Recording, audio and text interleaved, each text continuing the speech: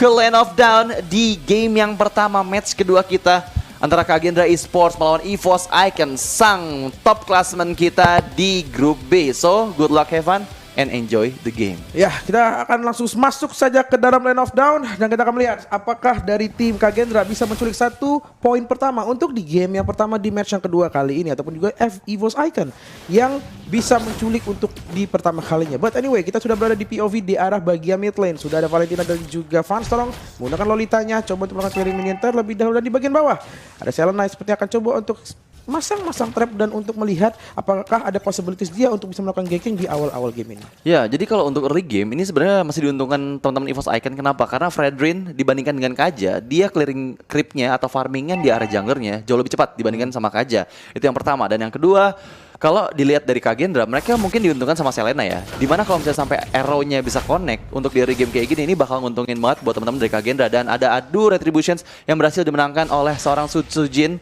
dan mendapatkan Little Wanderer yang pertama. Kaze mau nggak mau harus mundur dulu, kehilangan cukup banyak mana di bagian tengah sana.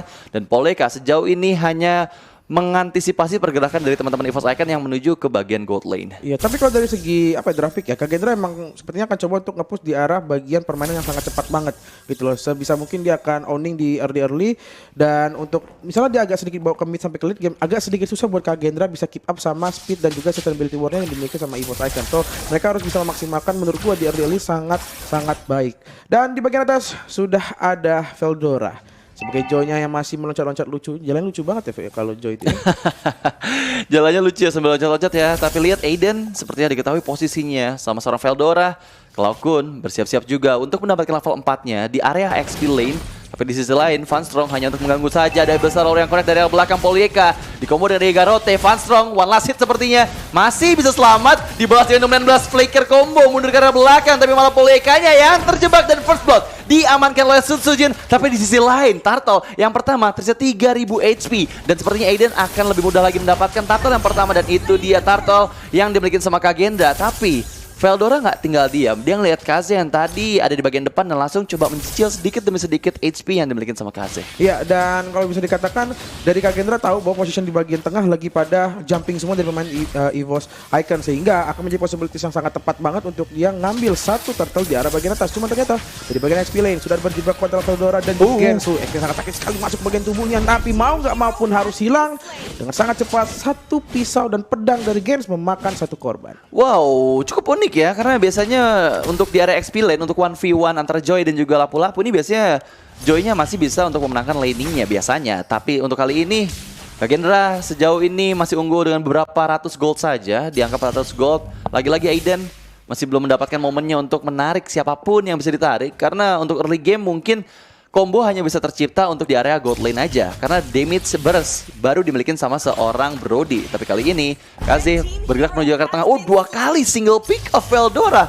What happened di bagian XP lane? Tapi untuk di area tengahnya Aiden Divine Judgment ke arah belakang. Vanstrong masih belum punya flicker. Langsung ada bad impact di sana. One last hit, 19 setup. Dibalikan keadaannya kan masih hidup, tapi sejauh ini Vanstrong bisa dieksekusi oleh Kaze. Dan Sutsujin mau nggak mau harus merelakan satu temannya di pick off di bagian tengah. Iya, ini it's not good untuk EVOS untuk di awal-awal. Dan juga dari bagian atas juga XP-nya selalu selalu ibaratnya coba untuk initiate, coba untuk ngeganggu dari Lapu-Lapu, tapi balik lagi Lapu-Lapunya ya sangat keras banget, sedangkan Joy dengan sustainability yang nggak terlalu tinggi untuk di awal-awal, even juga masuk ke mid juga, even ke late juga, itu akan sangat sedikit susah. Apabila mungkin EVOS akan coba untuk focusing untuk di bagian atas, kayaknya akan lebih oke. Tapi balik lagi dia punya Iritel di bawah, di bagian goto yang sangat butuh scaling banget gitu loh. Dia sangat butuh at least dua item core yang dia butuhkan untuk bisa sedikit jumping atau memberikan damage yang lebih sakit pada saat dia sebelum tidak memiliki item sama sekali ataupun hanya memiliki secondary item aja. Cuma ternyata di bagian atas sudah ada turtle yang langsung dipoking aja oleh tim Kagendra dan juga EVOS Icon. Yes, lihat nomor 16 setup Breakfast Fighter.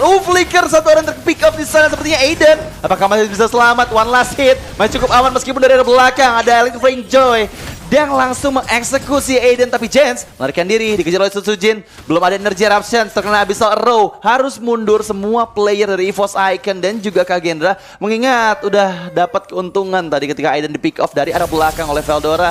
Dan ya akhirnya poin penting di mana EVOS Icon mengejar sedikit ketertinggalan mereka di menit-menit awal. Yes, dan Turtle tidak ada gangguan yang sangat besar mengarah ke player dari tim EVOS Icon. Begitupun juga Sutsujin dengan sangat aman bisa mengamankan satu objektif di arah bagian atas. Dari Joy-nya masih coba untuk screening terlebih dahulu, gather information, dan sepertinya dari dua player EVOS Icon bergerak dari bagian kiri mengarah ke satu player di arah bagian bottom lane, harus mundur sejenak. Langsung masuk saja Cloud9, sakit sekali.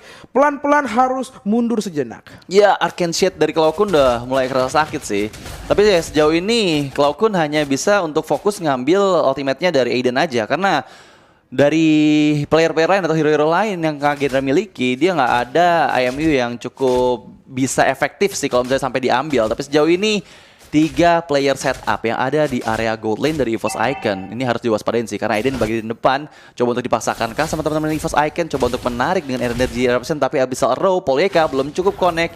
Coba untuk mencari celah kembali, tapi Azura sejauh ini masih dapat untuk mempertahankan outer turret di bagian bawah dan bergerak menuju ke area purple buff yang dibelikin sama Aiden. Apakah bisa tercuri oleh Sutsujin karena ada Veldora di sana yang selalu menemani Sutsujin kemanapun dia pergi. Di sisi lain ada eliminasi yang tercipta di mana Kaze berhasil di pick off oleh seorang Doma dan juga Sutsujin energy eruption ke arah Jens. Apakah bisa selamat dengan biasa tapi nggak kena siapapun? Tapi Sutsujinnya 1v1 situation, Veldora sebelumnya digabung juga ke bagian atas sana. Outer turret berhasil dihancurkan. Aiden cukup kuat sejauh ini, tapi balik lagi di bagian atas ini dikejar terus menerus, tapi Jens masih tetap kuat dengan setengah HP bar yang tersisa. Ya, hati-hati, itu masih ada defense judgment-nya ya dari Aiden-nya, bisa aja ditarik ke arah bagian turret, cuma ternyata di bagian bawah. Langsung Abyssal Arrow coba untuk mendekat dari arah bagian belakang. Shield coba di pop up, absorb damage yang terlalu sangat besar, bisa jadi menjadi salah satu ya kekuatan untuk Fantrok untuk bisa memukul mundur player dari tim Kagendra di arah bagian gold lane, dan juga auto turret dari tim Kagendra pun harus hilang. Namun di bagian depan di sana dengan sangat sakit sekali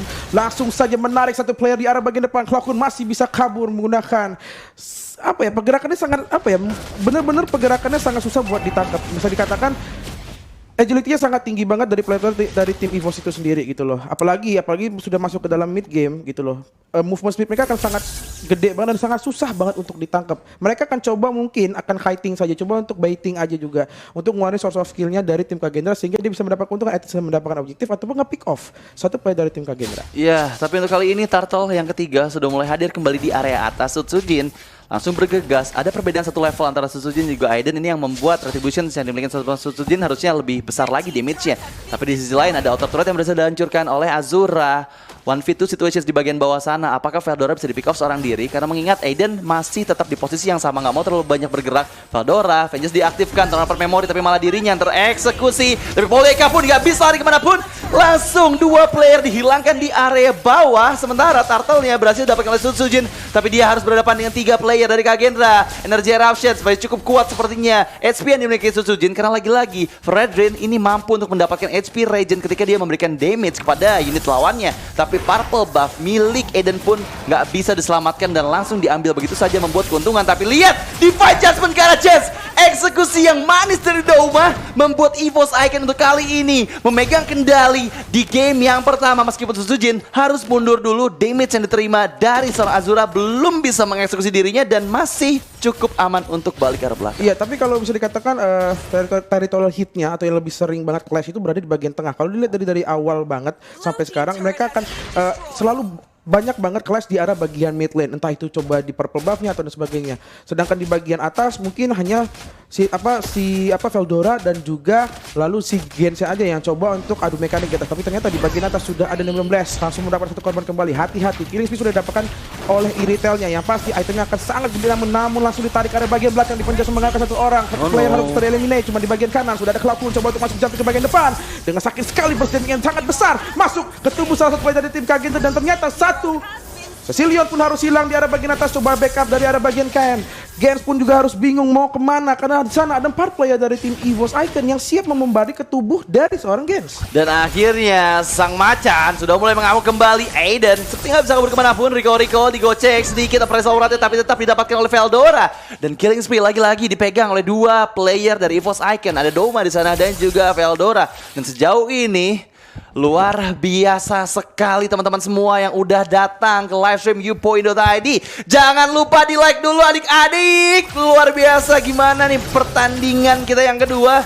yang untuk 9 menit waktu ini berjalan, EVOS Icon masih memegang kendali atas game yang pertama ini. Tapi baik lagi, ini masalahnya ada di KZ. Kalau misalnya KZ-nya sampai ke drag ke arah late game, damage yang dia biasa hasilkan ditambah combo dengan Divine Judgment itu bakal menjadi suatu hal yang menakutkan untuk EVOS Icon. Jadi mau nggak mau EVOS Icon harus sesegera mungkin melakukan endgame di game kita yang pertama. Kalau misalnya mereka nggak mau kena comeback ketika KZ-nya udah punya banyak stack dan lore.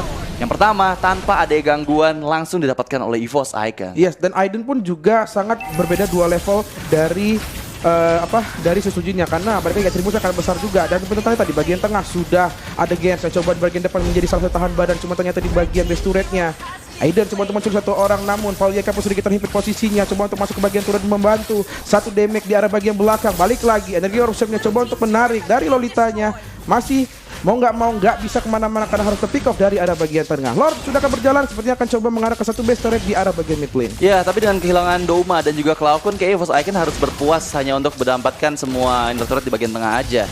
Dan mereka harus mau nggak mau mundur lagi kalau misalnya nggak mau ada misplay tercipta. Tapi Jens tertarik dengan energy eruptions, harus berhati-hati karena Veldora pun sudah mulai charge in ke bagian dalam sana. Bad impact dikeluarkan, Bad Fist pun dikeluarkan, tapi masih bisa didapatkan Veldora. Mega kill untuk Veldora dan bahkan killing spree. 2 player dihilangkan, looking for more, 3 player hilang dan tersisa Aiden dan juga Paulieka, di mana semua member dari EVOS Icon sudah hadir kembali di Land of Dawn. Dan ini adalah momen EVOS Icon bisa mendapatkan base turret, setidaknya 1 base turret di area tengah. Ya, balik lagi, sustainability war yang dimiliki oleh EVOS Icon itu sangat tinggi banget. Ada 2 hero yang memiliki SP regen ataupun SP yang sangat gede juga. Ada Lolita dan juga ada Fredrin yang dimiliki oleh 2 player dari tim EVOS Icon. Mau nggak mau, mereka harus pelan-pelan untuk bisa nge-kiting ataupun menarik player-player dari tim EVOS Icon untuk bisa war di arah bagian high ground, sehingga ada tambahan damage dari entah itu turret ataupun dari base damage itu sendiri. Tapi anyway, ya sangat baik sekali EVOS Icon. Mereka bisa tahu bagaimana keunggulan mereka. Mereka memiliki hero-hero yang bisa katakan tebel banget, sehingga mereka nggak takut untuk jumpin ke dalam sana. Even ada bad impact di sana, even ada Sanguine Cloud juga, mereka nggak takut, mereka nggak gentar. Mereka tahu mereka memiliki keunggulan sustainability yang sangat tinggi banget. Ya, jadi ini cukup susah untuk Kagendra karena benar-benar setirnya dipegang banget sama EVOS Icon. Dan bahkan sekarang tertarik dengan Divine Judgment-nya sendiri. Aiden ke arah belakang sana, coba untuk dibantu oleh Jens, Brave Fighter ke bagian depan, tapi sepertinya Aiden Appraisal Rod dari Sesujin langsung menghilangkan dirinya, dan bahkan KC pun hilang. 2 player dihilangkan, di mana sekarang lagi-lagi 1 player tambahan yang berhasil dieliminasi oleh Douma hilang dari Land of Dawn. Dan bahkan Kagenda hanya misalkan 2 player saja, Azura dan juga Paulieka, yang sepertinya akan cukup susah untuk bisa melakukan high ground defense karena sekarang 5 member langsung masuk ke arah belakang sana. Flicker dikeluarkan, Cloudcon Arcade Shot yang sangat sakit sekali mengeliminasi Paulieka seorang diri. Azura nggak bisa bertahan, base-nya terbuka, dan inilah dia EVOS Icon untuk game yang pertama. Oh my god. Ya, balik lagi EVOS Icon, congratulations untuk mendapatkan 1 poin pertama di match